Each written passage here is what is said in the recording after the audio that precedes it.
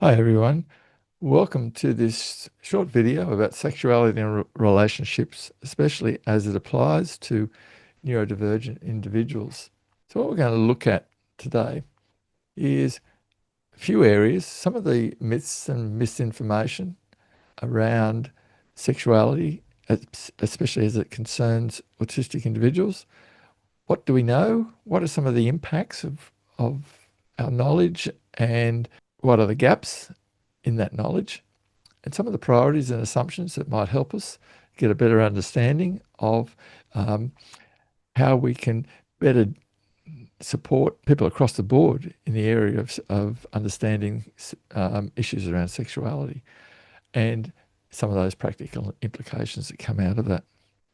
So the first thing I just want to say is, looking at this topic, it's quite interesting because many of the issues that concern autistic and neurodivergent individuals are not that different to what affects everybody.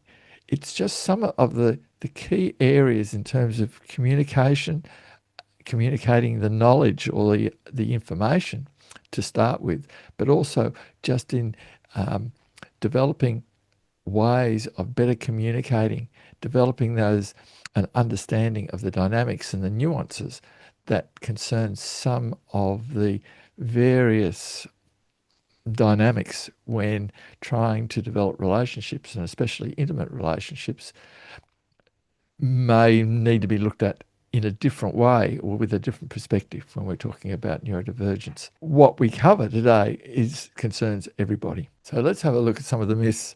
The common myths are that autistic people are just not interested in sex, or that there are problematic sexual behaviours around their interest. And both of these are far from true. So looking at some of the information on this, look, a lot of it stems simply from a lack of information and common stereotypes that we've seen. If you look at it more intensively, it's a lot of differences in the way it's communicated, the way people react, and people might see it as disinterest, or as, when often it could be confusion, not quite sure what to do, whatever. So just that misread is really significant. The other area is when we're looking at views around asexuality, that the autistic community is very similar to the non-autistic community in terms of their views on this. So it's not that different. There's a range of views around sexuality, and that's right across the diverse range of people in the community. Now, sometimes there might be a slight delay in understanding the difference between public and private sexual behaviours and how to, demonstrate that.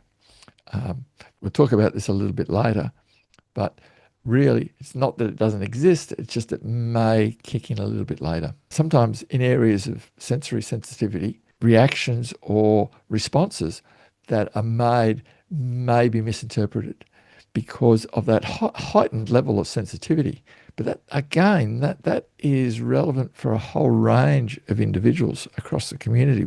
Maybe it's more noticeable or maybe more identified within the autistic community, but it's certainly true for many others as well. The other thing as well is, when we're looking at this topic, a lot of the research is around looking at autism in children. And so we don't have a lot of information, especially a lot of current information, around late adolescents and adults. So what do we know? We know that relationships are important, and autistic individuals can experience feelings of loneliness quite significantly. And a desire to have meaningful relationships is a way out of that loneliness.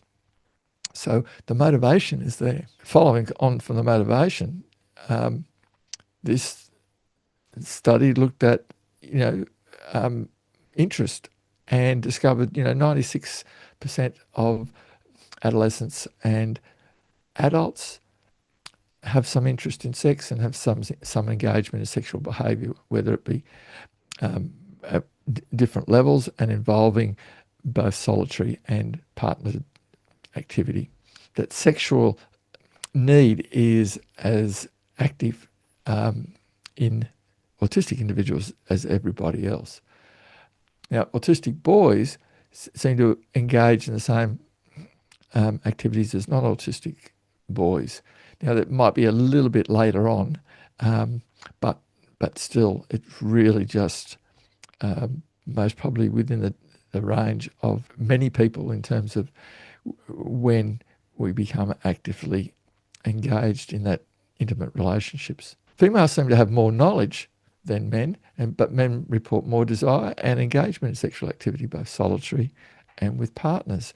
Now, that is a finding for autistic females, but I'm sure, and men, I'm sure that's common for an experience of many men and women across the community. Females also do report high rates of asexuality and homosexuality than males, and are more subject to adverse sexual experiences such as sexual abuse. This is something we'll look at as well. That's what we know from various studies, and I've given you some research in the references, and there's also quite a bit of information and around the studies in the text.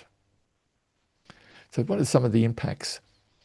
Well, relationships involving sexual attraction are demanding and stressful for all of us, and especially if communication and relationships, forming relationships is not an easy thing for you. Navigating that is difficult, especially when there's less social behaviours, there's less sex education, and there's also more concern about the future, where the implications of relationships are much more serious for many autistic adults. There's a whole range of different courtship behaviours that autistic individuals will engage in, and so we need to be more aware of that. And that has a lot of implications in terms of how we increase the knowledge around sexuality, and how we make autistic individuals aware of that knowledge.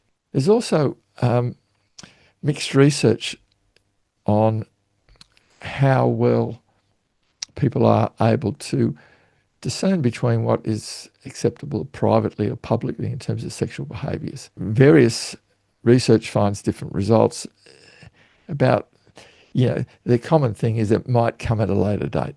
So instead of being more aware through adolescence, it might be more later adolescence, say 18 and 19, when autistic individuals, especially boys, are a bit more aware of that difference between what's acceptable to across the broader community in terms of public and private. It's more an etiquette thing than anything else. There is a need for some comprehensive sexual education that's both about sex, but also how to navigate social relationships. And the people that need this are the individuals themselves, but also their parents and possibly the teachers, anyone else, social workers, psychologists, anyone that's working with individuals sort of looking at the issues they may be facing in terms of their interactions with their communication, with their management of themselves, and some of the feelings they might be having. Some sexual education needs to be part of that, and we need to really look at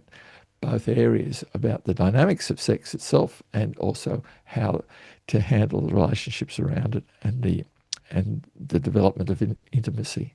And the internet provides some source of information about sexually transmitted diseases and contraception, but dating apps do not seem to be, in the past anyway, that effective in terms of providing individuals with that relationship they're looking for to break them out of that feeling of loneliness.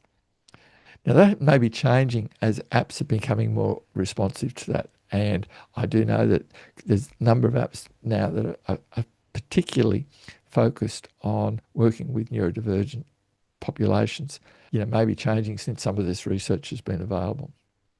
So some further impacts. That whole issue around social stigmatization, or just avoiding some of those social situations that are just common ways of experimenting with the dynamics of relationships, especially at that adolescent stage, such as school dances and parties and social clubs, things like church fellowships, all those places where people tend to go to mix in a first in a group basis and to sort of play the games or develop the awareness of some of those signals that are really important.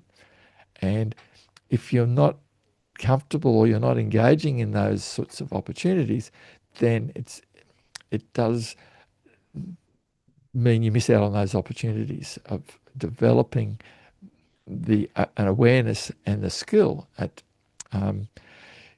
playing the game that can lead to that closer relationship that leads to intimacy. Having that lack of that, both the knowledge and the social naivety of how to read the signals also places them at 2 to 3 times greater risk of sexual victimization. So misreading the signals, things happen and the abuse occurs. And so it also means that reporting that abuse can be difficult due to communication, to being not being able to be clear, to feelings of not being accepted. A whole range of things can affect that unwillingness to report those crimes. So it's sort of a double whammy there. So some of the priorities to work on, role models in the media are really important. And that is changing. Most probably 20 years ago, if you saw an autistic individual in a media, in a TV show or anything, it was a very sort of dry, unemotional and almost robotic, or not necessarily robotic, but just unfeeling or, unable to fit in. More recently, we've been seeing a lot more positive role models coming with openly autistic characteristics or with definitive autism as a characteristic, and that they are attractive, capable people who are interesting and engaging and are able to have meaningful relationships with others, and others want meaningful relationships with them. And that is an important factor that's occurring.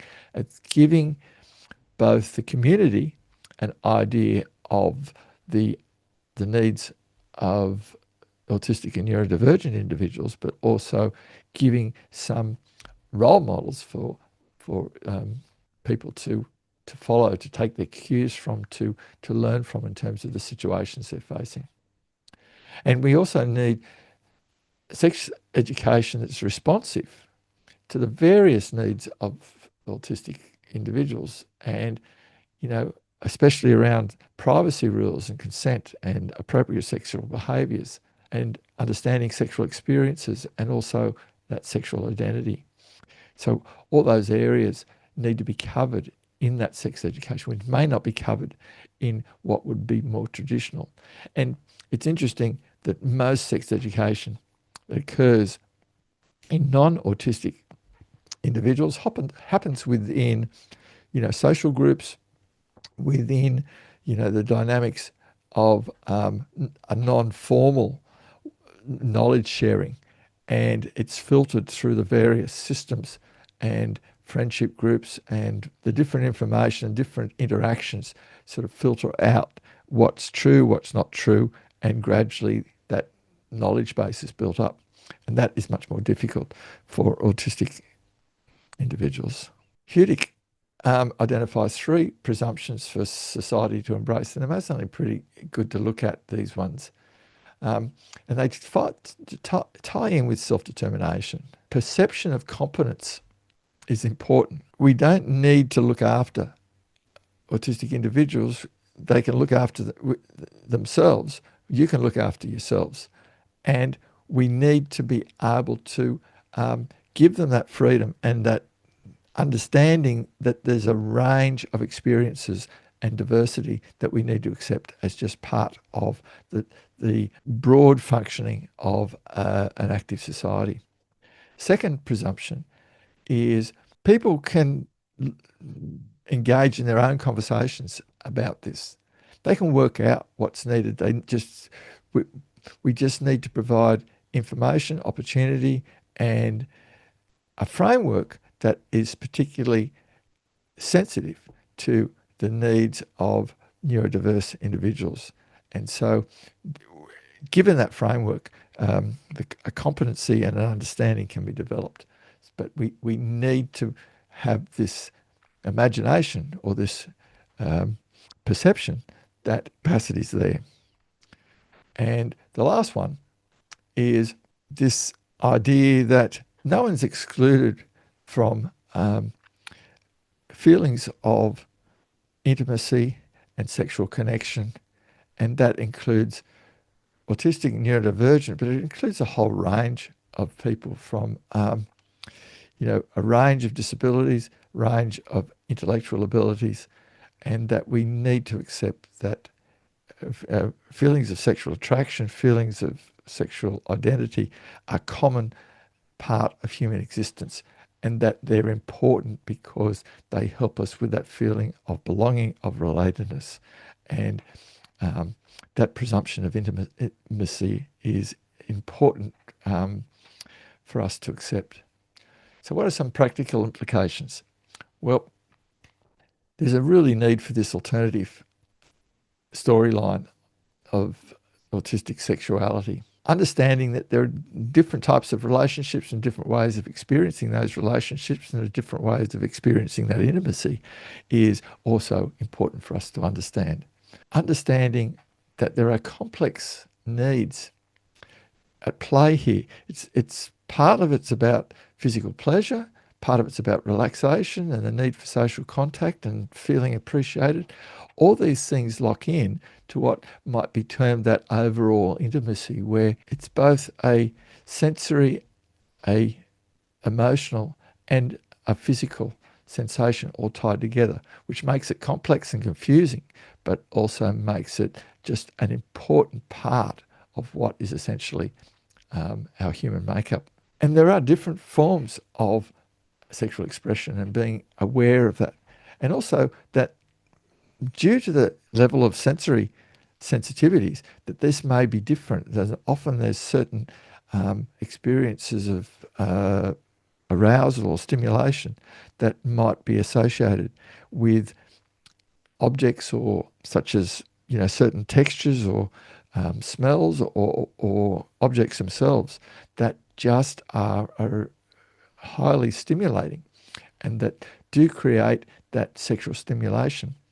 And important to embrace that and understand that, to work with it and around it. It's not something that can be ignored or just be easily overcome, but it's part of that understanding of our sexual identity and our sexual drive and how to manage it within the normal operations of our daily lives. There also seems to be this experience of gender blindness, which may result in a higher degree of non-heterosexuality and asexuality in the autistic community. So being aware of that is just like being aware of that in the wider community, having that an understanding of the diversity and just seeing it and recognizing that and accepting that is just part of our understanding of the range of issues around sex and sexuality. At a practical level, having opportunities of finding a partner is something that we really need to look at in terms of supporting people in being able to find those opportunities, navigate those opportunities. As I say, the internet does provide, and talking to friends of mine recently, they were saying that nearly everyone they know meets people on the internet these days. It's sort of like dating by app is the norm as opposed to the option. And so being able to navigate that is really crucial.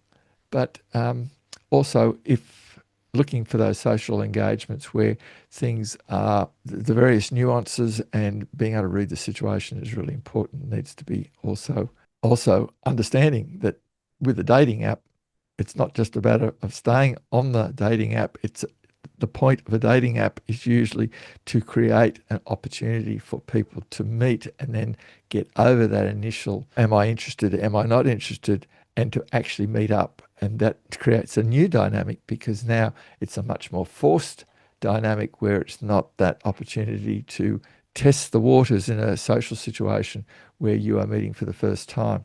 And that creates a whole heap of new skills and new issues that arise. So there's an opportunity there in both an awareness, but also in building that competency as well. So that's where the education and training really needs to look at those social nuances and the complexities as you move from that stage. And it could be courtship, dating, and intimate relations, but it's also now you've got that thrown in where you are browsing the app, you are making that first contact, you are having that first conversation that's face to face. How does that manage as you go through those stages as well? So having some sort of direct instruction, maybe using role plays or whatever, to look at the social etiquette around sexual contact and social contact, and some of the areas that most probably are most concerning for all of us is, the rule about how frequently to contact a potential partner. When are they interested? When are they not? When are to leave them alone? When are you harassing them? Being able to understand the difference. How do you work out if someone's interested or not? This is a minefield for all of us to understand, and it's daunting, and it's such a complex and nuanced sort of process that it really is something that we just can't ignore and expect to be worked out by trial and error. Also, what are the coping mechanisms when relationships don't work, which is common for all of us? We go through that constant process where, relationships are formed and people are hurt, and there's that devastating time of a breakup and that sense of loss and grief. And how do you go through all that without catastrophizing it, without making it a traumatic experience, and realizing it's just part of that ongoing development of our ability to develop relationships and work at them. So there's some references there for you to look up. The top reference is the text, and that's a useful chapter to review.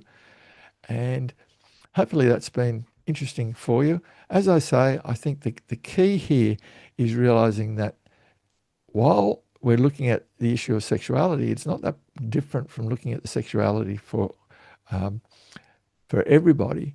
It's that the way we might need to look at it might need to be a little bit more aware of the different perspectives and some of the different sensitivities and some of the different needs and skills that need to be supported as people sort of try to navigate that really difficult time of going through, especially through adolescence, as the physical changes are leading to certain emotions and feelings, and then how we manage that given the dynamics of an also very changing environment that people are living through, whether it be school or work or social environments. So anything we can do that is much more supportive and understanding will only be helpful. I'll see you in the next video.